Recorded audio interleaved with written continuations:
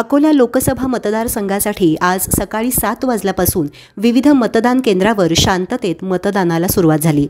विविध मतदान केंद्रांवर विविध थीम साकारण्यात आले असून महिला, युवा, दिव्यांग विशेष मतदान केंद्रांची निर्मिती करण्यात आली आहे। उन्हाचा पारा कमी झाल्यामुळे मतदानाची टक्केवारी वाढण्याची शक्यता आहे।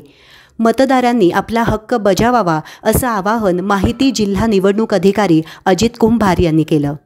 मतदारसंघातील 6 विधानसभा मतदारसंघांमध्ये सकाळी 7 वाजता मतदानाला सुरुवात झाली। सकाळी 7 वाजल्यापासूनच खूप मोठ्या प्रमाणात लोकांची आपल्याला इथे गर्दी पाहायला मिळते मतदान केंद्रांवरती।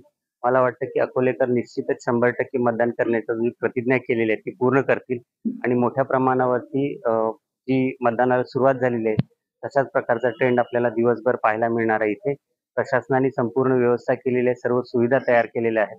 त्यासोबतच थीम बेस्ड पोलिंग स्टेशन सुद्धा तयार केलेत।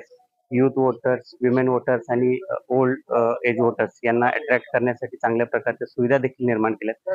सगळ्यांनी आपल्या घराबाहेर पडून मतदानाचा आपला अधिकार बजावावा अशी मी सगळ्यांना विनंती करतो। मी मुळात अकोला महाराष्ट्राचा रहिवासी आहे, पण गेल्या वर्षभरात सिंगापूर येथे स्थायी असतो।